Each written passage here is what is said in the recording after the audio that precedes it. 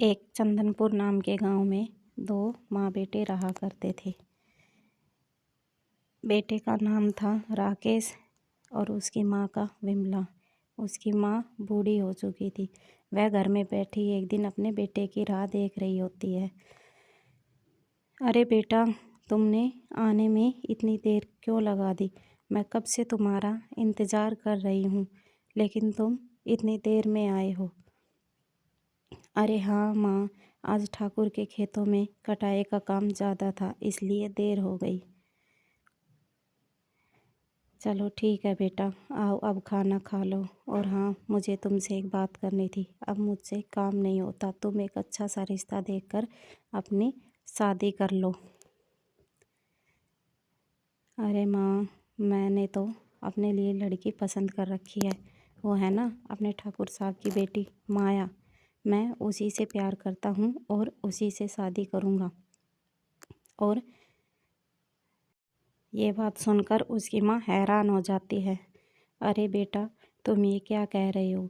कहाँ ठाकुर साहब और कहाँ हम? हमारे घर में तो 2 वक्त की रोटी भी बड़ी मुश्किल से बनती है। अगर ठाकुर साहब को पता चला तो वो हम दोनों माँ बेटे को इस गांव से निकाल देंगे।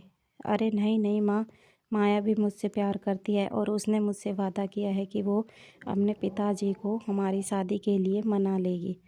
तभी ठाकुर साहब की हवेली चमक रही होती है और अंदर सोफे पर ठाकुर साहब और उनके दोस्त का बेटा आर्यन बैठे हुए होते हैं, जो कि ठाकुर साहब का दाहिना हाथ भी था।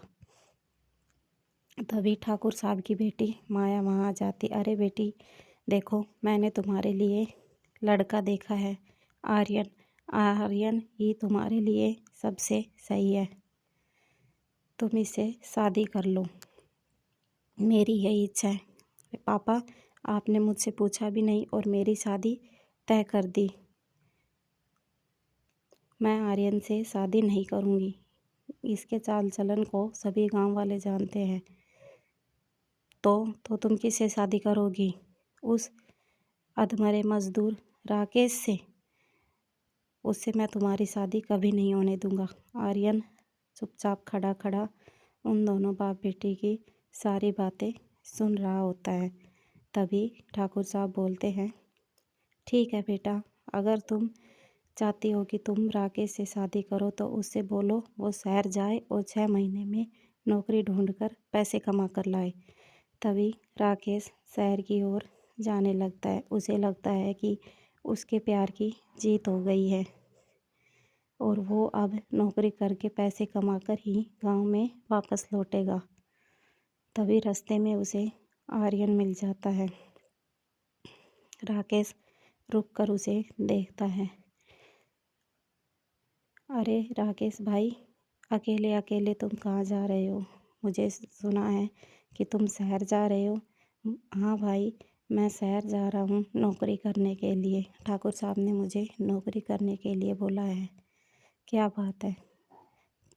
अरे भाई, मैं भी तुम्हारे साथ जाना चाहता हूँ। मैं भी शहर ही जा रहा हूँ, मुझे वहाँ पर कुछ काम है। अरे हाँ हाँ भाई, चलो मेरे साथ, दोनों साथ में रहेंगे तो सफ़र भी अच्छे से कट जाएगा। तभी वो दोनों चले जाते हैं। थोड़ी दूर चलने पर राकेश बोलता है, आर्यन क्या बात है, तुम अपने हाथ में चाकू क्यों लिए खड़े हो? राकेश, तुम बहुत भोले हो, तुम तो हमारे रास्ते का एक कांटा थे। ऐसा कहकर वह उसकी छाती में 2-3 चाकू जोर से मारता है, जिससे कि वह नीचे खाई में गिर जाता है। तभी आर्यन भागा भागा गांव आता है और सीधा राकेश की अम्मा के पास जाता है। माँ जी, वो राकेश और मैं शहर जा रहे थे।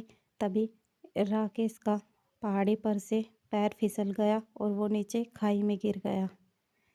मैंने उसे बचाने की बहुत कोशिश की, लेकिन वो चला गया। नहीं, ऐसा नहीं हो सकता, तुम झूठ बोल रहे हो।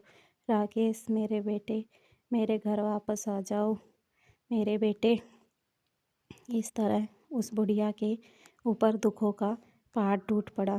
वहीं कुछ दिन बाद ठाकुर साहब ने अपने रंग दिखाने शुरू कर दिए।